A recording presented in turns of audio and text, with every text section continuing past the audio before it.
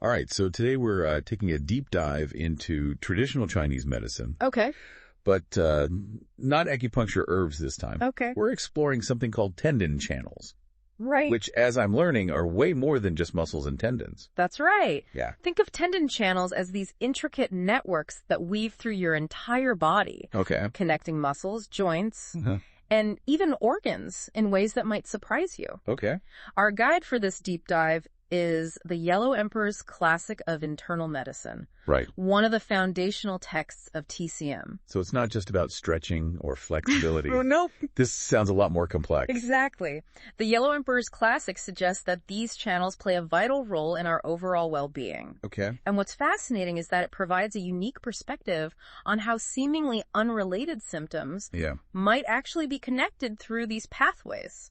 Okay. I'm intrigued, but also a little lost. Sure. Could you break down what these tendon channels actually are? Sure. Imagine them as rivers of energy, Okay. or qi, as it's called in TCM. Right. This qi flows through these channels, nourishing our muscles, joints, and organs. Uh-huh. But if there's a blockage or disruption in the flow, Yeah. it can lead to various health issues. So it's like a traffic jam in our energy system. That's a great analogy. Okay. And what's even cooler is that each major organ system has its own corresponding tendon channel. For example, Yeah. we have the bladder channel, Uh-huh. the gallbladder channel, Yeah. the stomach channel, and so on. Wait, so you're telling me that my stomach has its own dedicated energy channel? It does, and according to this ancient text, Yeah. the pathway of this channel and the flow of qi within it Right. can influence not only our digestion, but also seemingly unrelated areas of the body. Okay, my mind is officially blown. Yeah. This is making me think differently about how my body works. Yeah. So let's pick a channel and really unpack it. Fair. Where should we start? Let's begin with one that runs along the entire back of the body. Right. The bladder tendon channel, Yes. known as the foot taiyang in TCM. Okay, the bladder channel. Yep. That sounds intense.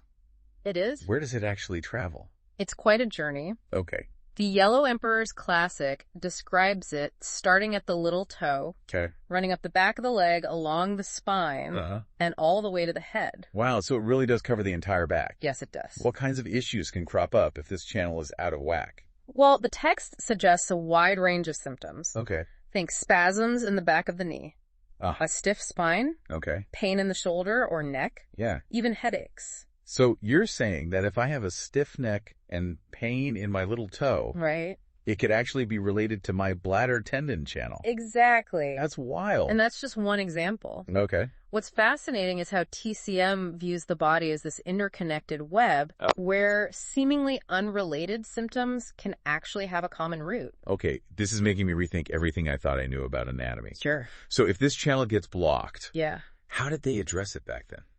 They used a variety of techniques. Okay. One of them is cauterization, Uh-huh. which involves applying heat to specific points along the channel. Whoa, that sounds intense, like burning the skin. It was a common practice in ancient times, Yeah. but it's important to remember that TCM emphasizes a personalized approach. Okay. The text cautions against using cauterization if there's excess heat in the channel, Oh, as it could worsen the problem. okay. They also use techniques like acupuncture and herbal medicine to restore balance. So it's not a one-size-fits-all approach. Right. It's about understanding the individual and the specific imbalance. Precisely. Okay. And this concept of balance is key in TCM. Right. They believe that health is all about maintaining harmony between opposing forces, Uh-huh. like yin and yang. Hold on, back up a sec. You keep mentioning yin and yang, Right. but I'm a bit fuzzy on what those actually are. Okay. Can you give me the TCM 101 version? Sure. Think of yin and yang as two sides of the same coin. Okay. Yin represents the cooling, contracting energy, like Yeah. the shade on a hot day. Okay. Yang is the warming, expanding energy, Right. like the sun. Okay, I get that. Okay.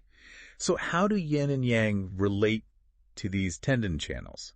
They believe that an imbalance in yin and yang can disrupt the flow of qi in the channels, Right. leading to various issues. For instance, Yeah. too much yang in the bladder channel could contribute to muscle tension and pain in the back. Ah, that makes sense. Yeah. So it's not just about physical blockages. It's also about energetic imbalances. Exactly. It's a more holistic perspective on health. Right. Taking into account both the physical and energetic aspects of the body. Okay, my brain is doing a full-on stretch right now. Yeah. So we've explored the bladder channel, which runs along the back of the body. Right. Let's venture to the front now. Okay. What's a channel that covers that territory? Let's delve into the stomach tendon channel. Okay. Or foot yang-ming. Okay, the stomach tendon channel. Yep. This one originates in the middle, 3 toes, and it ascends all the way to the face. Wait, my toes are connected to my face. Yeah. This is getting wilder by the minute. It is fascinating, isn't it? Yeah. The Yellow Emperor's Classic meticulously details how this channel weaves its way up the leg to the hip, across the abdomen, even reaching the neck and face. Okay. I'm already sensing some potential trouble spots here. Right. Given how much ground this channel covers. Yeah.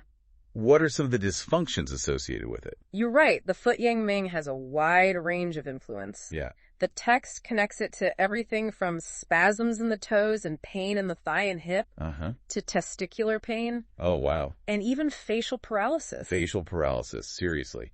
That sounds incredibly intense. It is a striking example of how these channels can impact seemingly unrelated areas of the body. Okay. The text explains that this can occur due to either heat causing relaxation of the facial muscles or cold causing contraction. Right. Both leading to dysfunction in the stomach tendon channel. So treatment would depend on whether heat or cold was the underlying cause. Exactly.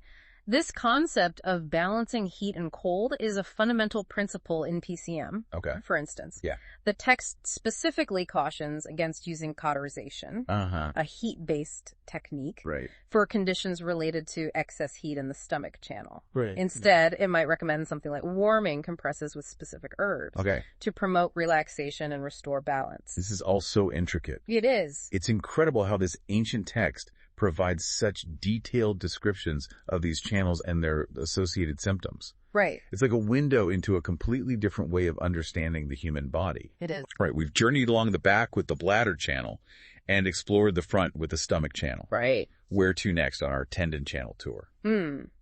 Let's see. Let's shift gears a bit and explore a channel that's deeply connected to our digestion and energy levels. Okay. The spleen tendon channel or foot tie-in. Okay. The spleen.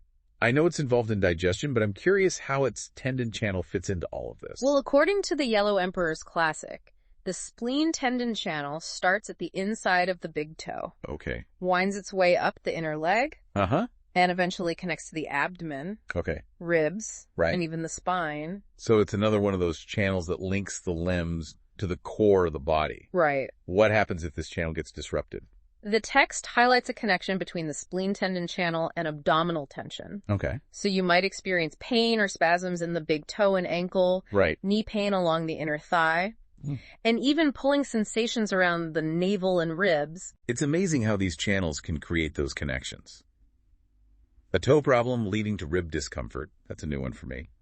How did they approach treating the spleen channel back then? Similar to other channels, they use techniques like cauterization and pricking to address pain and tension. Okay. But always with a focus on the individual's specific needs. Okay, so personalized treatment was key even thousands of years ago. Yes.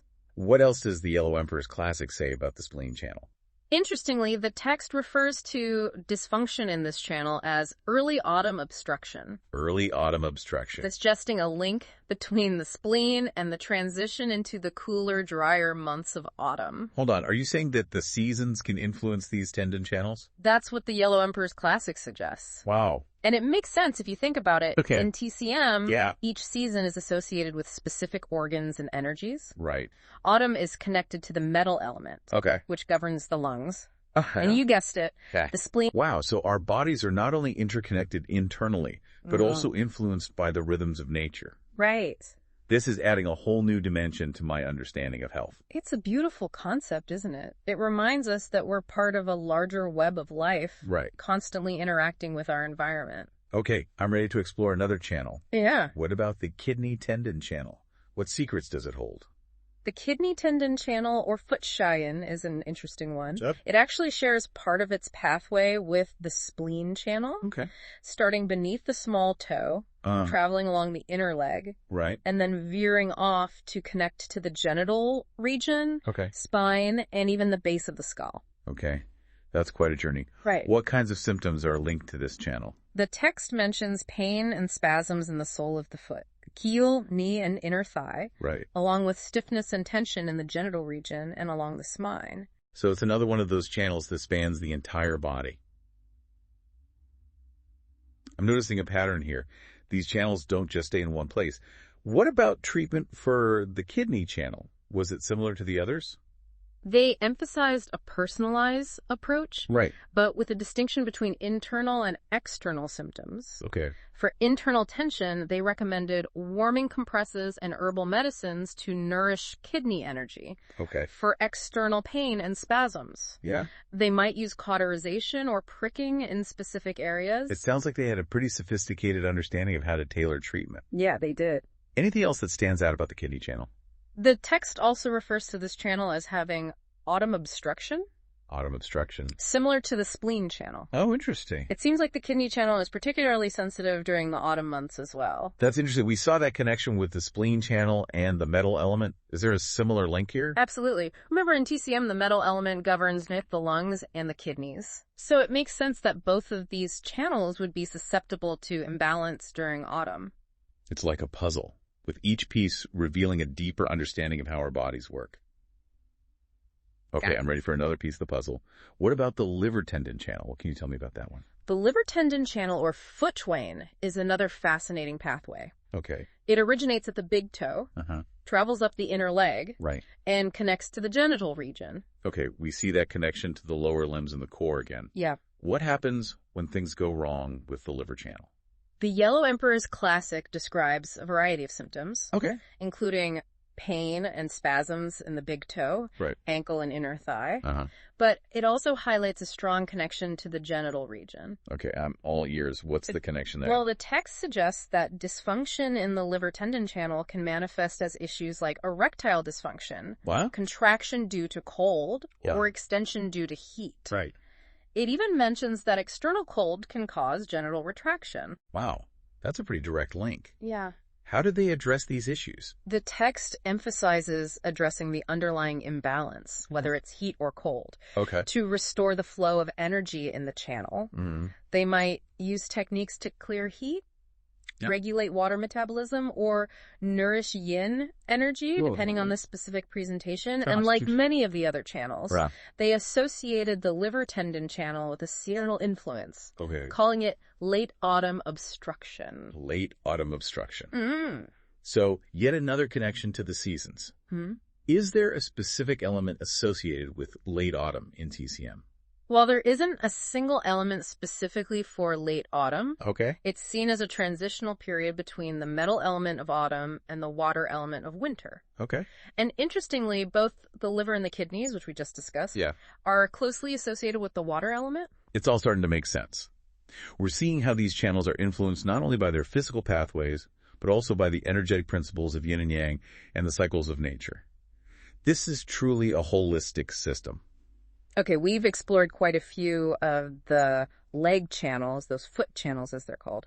What about the arm channels? Do those follow similar principles? They do. The arm channels or hand channels are equally fascinating and offer valuable insights into the interconnectedness of the upper body. Perfect. Yeah. I'm eager to learn more. Where should we start on our journey through the hand channels? Let's begin with the hand tai yang. Okay. The small intestine channel. Okay. The small intestine channel. What's the pathway of this one? The small intestine tendon channel begins at the inside of the little finger. Runs up the inner arm to the back of the elbow. Continues to the shoulder blade. And then loops around to the back of the neck. All right. Connecting to the mastoid process behind the ear. So it travels from the fingertip all the way up to the neck. What happens when this channel gets disrupted? The Yellow Emperor's Classic describes symptoms like pain and spasms in the little finger, wrist, and inner arm. Right. It also mentions pain in the armpit, tension in the shoulder blade, and stiffness in the neck. And I'm guessing, based on where this channel travels, that there are some head-related symptoms as well. You're exactly right. The text connects the small intestine tendon channel to ear pain.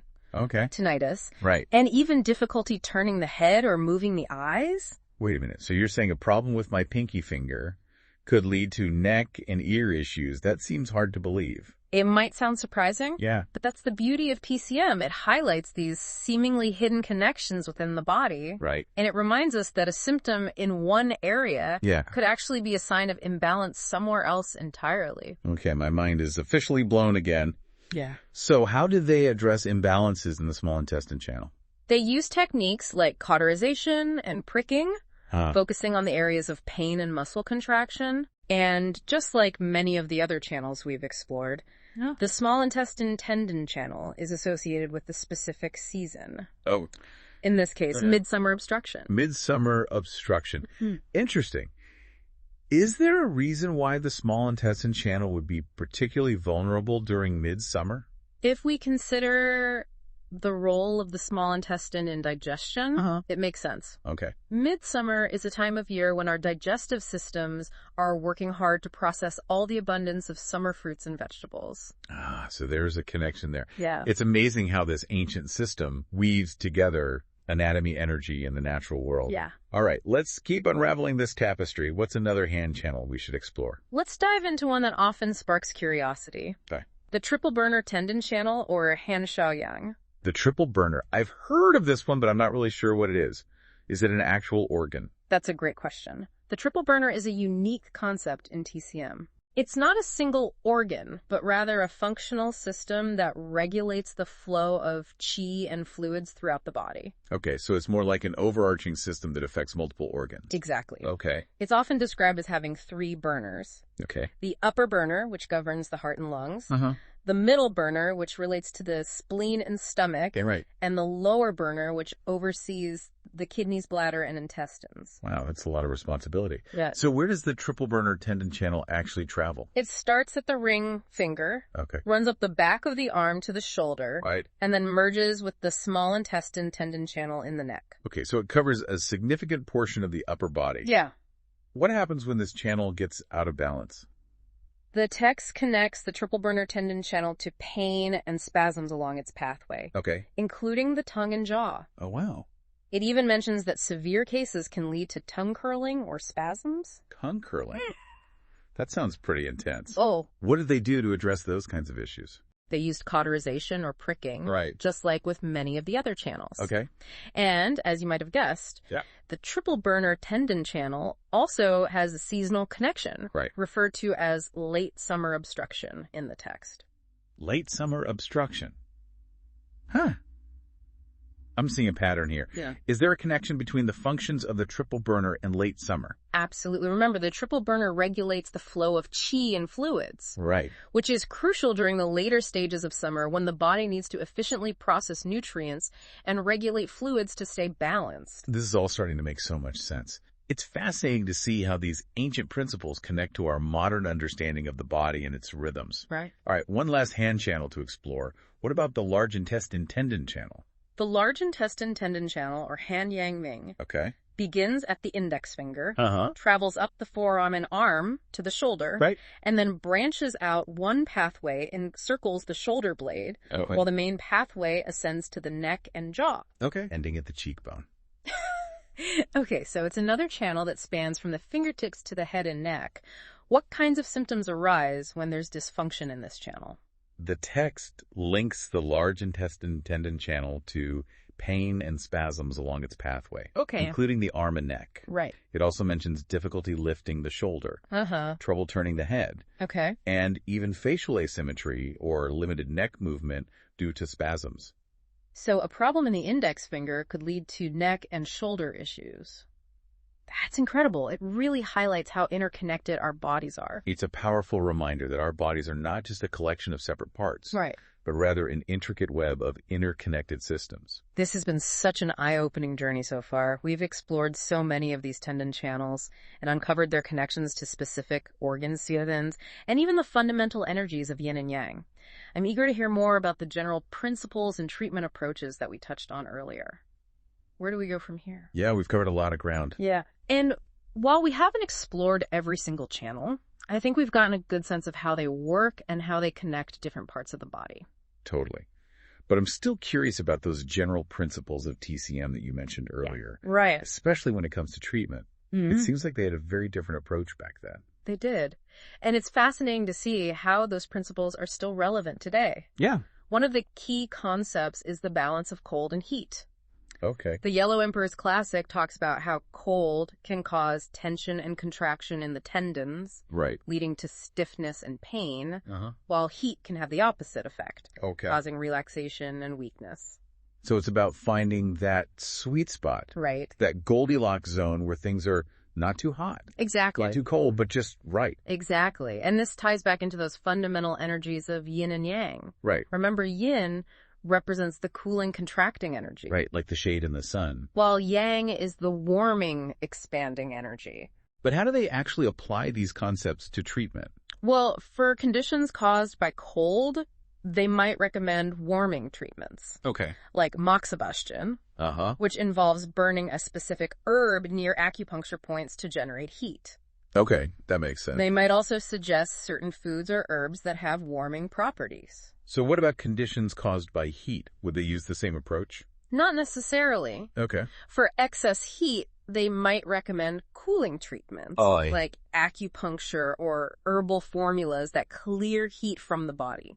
It sounds like they had a whole arsenal of techniques to address these imbalances. They did. But how do they figure out which approach to use? Did they just guess? Not at all. One of the hallmarks of TCM is its emphasis on personalized care. Okay. They would carefully assess the individual symptoms, constitution, and even the season and environment to determine the underlying imbalance and the best course of treatment. So it wasn't just about sticking needles in people willy-nilly. It was a much more nuanced approach. Absolutely. Okay. And this is one of the most valuable lessons we can take away from TCM. Yeah. It's a reminder that there's no one-size-fits-all approach to health. Right. We're all unique individuals with different needs. Yeah. And it's important to find what works best for us. That's such an important message, especially in today's world where we're bombarded with so much information about health and wellness. Yeah. It's easy to get caught up in the latest trends and forget that what works for one person might not work for another. I couldn't agree more. Yeah. It's about tuning in to our own bodies, listening to what they need, and finding practitioners who can support us on our individual journeys. So as we wrap up this incredible deep dive into the world of tendon channels, yes, what's the biggest takeaway you hope our listeners will glean from this? I think the most important thing is the awareness of our own interconnectedness. Okay. These tendon channels remind us that our bodies are not just a collection of separate parts, but rather an intricate web of systems that communicate and influence each other. And understanding this can empower us to take a more holistic approach to our health. Exactly. It encourages us to look beyond just treating the symptoms and to consider the underlying causes. Right.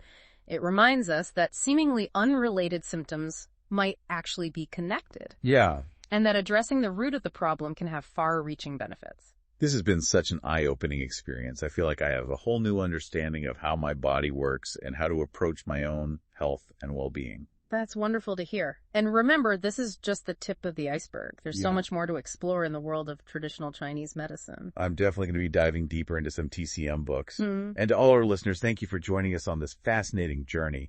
We hope you've gained some new insights and a newfound appreciation for the incredible wisdom of this ancient system. Until next time, may you be well and may your qi flow freely.